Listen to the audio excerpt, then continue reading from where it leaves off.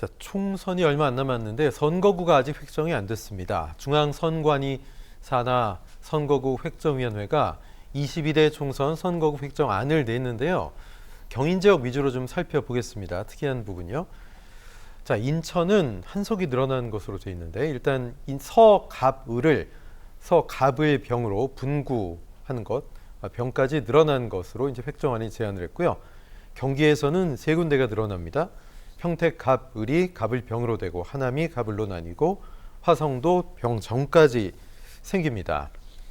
자, 그럼 이제 합구 지역은 어디냐? 부천이 갑을병, 정이 갑을병 세 지역구로, 그리고 안산이 갑을병으로, 원래 이제 단원 갑을이 하나로 묶인다 이랬는데 갑을병으로 상록과 단원을 구분하지 않고 안산 갑을병으로 이렇게 한 걸 획정위가 제시를 했습니다. 자, 일단 인구가 늘어난 지역들, 인천 서구나 경기 평택, 하남, 화성 선거구가 나뉘고 부천과 안산은 선거구가 합쳐지는데 일단 민주당의 반발이 큽니다. 민주당이 경기 인천 지역에서 의석수를 많이 갖고 있기 때문에 그렇습니까? 어떻습니까, 교수님? 그렇죠. 이제 결과만 놓고 보면 민주당으로서는 현재 사라지는 지역구와 늘어나는 지역구를 보면 사라지는 예를 들어 부천 같은 경우 안산 네. 거의 대부분 지금 민주당 현역 의원이 자리하고 있습니다. 그렇죠. 그럼 여기서 두석이 사라지고 반면에 평택 같은 경우에는 국민의힘 쪽에서 가지고 있는 의석이거든요. 근데 거기에 또 늘어나고 뭐 화성 같은 경우는 좀 다르지만 이렇게 놓고 본다면은 결론적으로는 민주당이 좀 반발할 수 있는 여지가 있다. 그래서 지금 현재 이 선거구 획정위가 제시한 게 최종안이 아니고 항상 선거 이 획정을 둘러싸고 선거 직전까지 서로 여야가 힘겨루기를 하거든요. 그럼 결국은 어느 한쪽에 조금 손해가 갈 것 같다. 그러면은 서로가 좀 그 비율을 갖다가 맞추는 식으로 또 조정이 돼 왔습니다. 그렇기 때문에 좀 민주당에서 뭐 반발하는 거에 대해서 국민의힘이 결국은 뭐 한두 개 정도 들어주는 선에서 타협을 이루지 않을까. 뭐 길게 본다면 그렇게 전망할 수 있겠죠. 네, 민주당은 공직선거법 제25조에 제시된 기준을 획정위가 무시했다 이렇게 얘기하고 있습니다. 김대현 평론가는 민주당의 어떤 불만이 좀 이해가 가십니까? 그러니까 좀 뭐 민주당의 불만이라고 생각하지 않습니다. 민주당에 소속돼 있는 국회의원들의 불만이겠죠. 네. 그러니까 민주당 입장에서는 어차피 유리한 지역구와 불리한 지역구를 나누지 않습니까? 예를 들어서 경기도 부천 일대다라고 하면 민주당에는 유리한 지역구가 되겠죠. 근데 거기서 조정이 있는 것은 해당 지역구 국회의원이나 해당 지역구에 출마하려고 하는 사람들 입장에서 보면 굉장히 난감할 수 있습니다. 그리고 또 그것이 변화되지 않는 것을 기대할 수 있겠죠. 그런데 민주당 지도부는 어차피 우리가 유리한 지역이라고 하는 판단을 내리는 지역들은 사실은 이런 세세한 부분에 대해서는 오히려 약간 좀 지역구 국회의원보다는 한 발 뒤로 좀 나앉아 있지 않을까. 그리고 지금 말씀하신 공직선거법 제25조를 얘기하는데 이건 뭐 인구수 대비 선거구를 획정한다라고 하는 기본 전제를 의미하는 건데, 근데 이제 여기서 중요한 거는 이제 반발하는 거는 영남권 같은 경우 국민의힘이 유리한데 영남의 예를 들어 뭐 대구의 달서구 같은 경우 그 지역은 인구 하한선 밑으로 좀 떨어질 수 있는데 거기는 조정 대상이 아니고 우리가 좀 유리하다라고 보는 전북 지역은 오히려 의석수를 줄이고 하는 부분에 대해서는 큰 틀에서 양당의 이해가 좀 상충할 수 있는 부분이 있다. 근데 그럼에도 불구하고 지금 현재 중앙선거관리위원회가 낸 요 선거구 획정은 안에 불과합니다. 결국은 여야가 협의하는 정치개혁 특위에서 어떻게 선거구를 조정할지에 대한 결론을 내는 게 중요하고요. 그리고 이제 제가 한 가지 예를 들자면 전북 지역 같은 경우 지금 불만이 좀 많다라고 하는데 전북 지역이 인구가 한 170만쯤 됩니다. 그리고 의석수는 국회의원 의석수는 10석이 있습니다. 근데 여기에 좀 비견해 보면 강원도 같은 경우 지금 한 150만이 좀 넘는데 네. 국회의원 의석수는 8석밖에 안 되는데 이렇게 본다 그러면 각 지역마다 인구수를 가지고 따지고 들자고 하면 논쟁이 될 수밖에 없습니다. 그러니까 기본적으로 선관위가 내놓은 안에 대해서 다시 정개특위에서 논의를 한다. 근데 그 논의가 잘 흘러가서 좋은 결과를 내면 좋겠습니다만 보통 선거를 목전에 두고 결국 게리맨더링 형태의 이 선거구 획정으로 이어지지 않을까 하는 우려를 합니다. 경기 북부 지역을 좀 보겠습니다. 동두천, 연천 지역 여기도 이제 선거구 획정 제시 때문에 갑론을박이 좀 뜨거운데요. 동두천, 연천이 있는데 동두천 따로, 연천 따로 하면 되는데 굳이 동두천하고 양주를 묶어서 갑을로 하고 또 포천, 연천을 가평에 이렇게 포천, 연천, 가평으로 묶는 안을 냈습니다. 좀 의아하게 생각하시는 분들도 있을 것 같아요. 왜 저런 획정안을 제시를 했을까요? 어떻게 보십니까?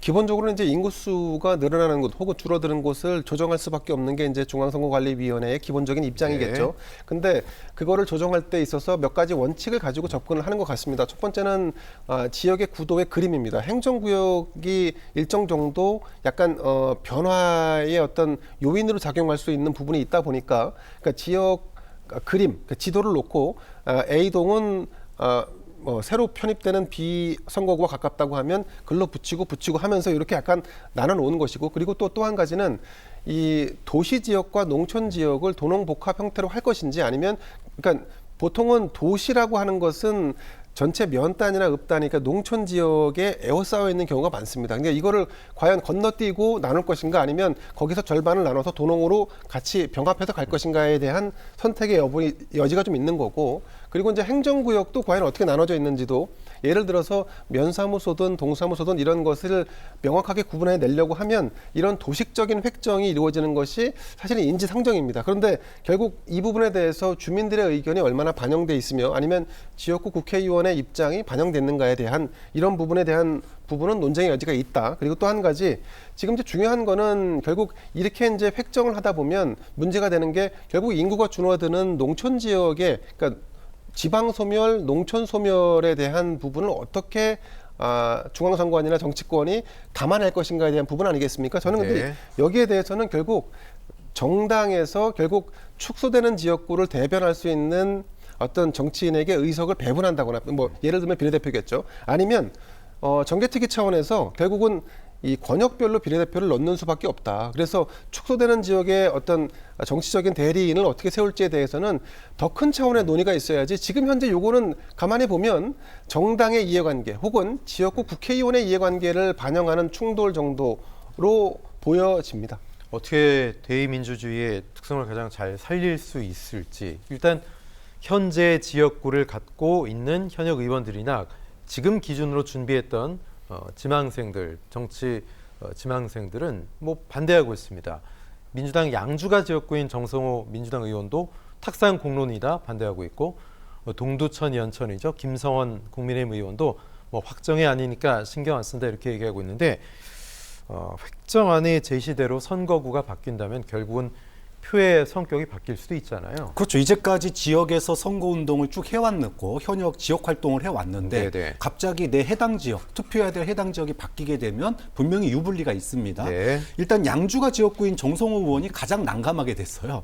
사실은 이 동두천 양주 이 분구가 되는 이 가장 결정적인 이유는 원래 동두천 연천이 하한선인 13만 5천이 넘었었는데 줄었습니다. 13만 5천에서 2천이 부족한 13만 3천이에요. 그래서 여기가 깨져야 되는데 지금 어떻게 깨졌냐? 양주는 24만입니다. 상한선이 27만인데 24만인 양주를 쪼개서 양쪽에 갖다 붙인 거예요. 자, 이러다 보니까 누가 가장 큰 손해를 보게 됐냐? 정성호 의원이 가장 큰 손해를 보게 됐습니다. 네. 당연히 반발할 수밖에 없고요. 반면에 동두천과 연천이 지역구에 있던 국민의힘의 김성원 의원 같은 경우에는 동두천은 일단 살았어요. 동두천이 9만이고 연천이 4만이거든요. 그러면은 아무래도 동두천이 인구가 더 많고 결정권을 가지고 있었는데 연천만 다른 데로 빠진 겁니다. 그러니까 동두천과 양주의 일부분을 가져가게 되는데, 그럼에도 불구하고 나도 불리하다 이렇게 얘기할 수밖에 없는데, 아무튼 왜 24만이나 되는 양주를 굳이 쪼개가지고 작은 데다 네. 갖다 붙여야 되느냐, 네. 이거는 아마 계속 논란으로 좀 남을 것 같습니다. 근데 이제 예를 들면 그 고양시의 식사동 같은 네, 경우가 네. 그 지난 8년 동안 뭐 거의 세 차례나 지금 지역구가 바뀌었습니다. 네, 네. 그러니까 예를 들어서 고양 뭐 을에 있다가 고양 병으로 갔다가 다시 고양 정으로 이렇게 움직이는 모습은 사실은 지역구 주민들에 대한 굉장히 좀 무시로 비춰질 수가 있고, 그리고 지역 의견을 반영하는 것이 되게 중요하다. 그리고 또 한 가지는 만약에 이렇게 이제 지역구의 그러니까 지역구가 게리맨더링으로 바뀌게 되면 내 지역구의 국회의원의 얼굴이 바뀌죠. 그러면 지역의 현안과 주요 사업에 대한 지속성, 연속성이 떨어질 수밖에 없다. 그러니까 이런 부분에 대해서는 감안을 해야 되는데, 근데 저는 한 가지 제안을 하자면 네. 앞서 말씀드린 것처럼 고양시라고 하는 곳을 갑을병정으로 지금 인구수가 늘어나니까 이제 나눠놨는데, 네. 근데 이런 부분에 대해서 고양시가 그러면 행정이나 아니면 뭐 생활권에 대해서 거의 유사한 동일한 집단이 묶여 있단 네. 말이죠. 그러니까 정치권에서는 사실은 이런 지역 같은 경우는 중대선구제로 바꿔서 그러니까 갑을 병정으로 나누는 게 아니라 고양시 전체에서 4명 혹은 5명의 국회의원을 선출한다. 이렇게 해서 각 당의 후보를 내고 선출하는 것이 맞지. 지금처럼 이런 식으로 쪼개고 동별로 식사동 같은 경우는 식사동 주민들은 무슨 죄가 있습니까? 어떤 때는 A의 의원을 선택하고 어떤 때는 그렇죠. B의 의원을 선택하고 그렇다고 해서 정당이 바뀌는 것도 아닙니다. 그러니까 이런 걸 미루어 볼 때 그러니까 선거구를 획정하려면 사실은 더 큰 의미에서 그러면 더 큰 중대선거구제를 어떻게 도입할지에 대한 부분에 대한 논의를 정치권이 해야 됩니다. 근데 그 안 하니까 문제인 거죠.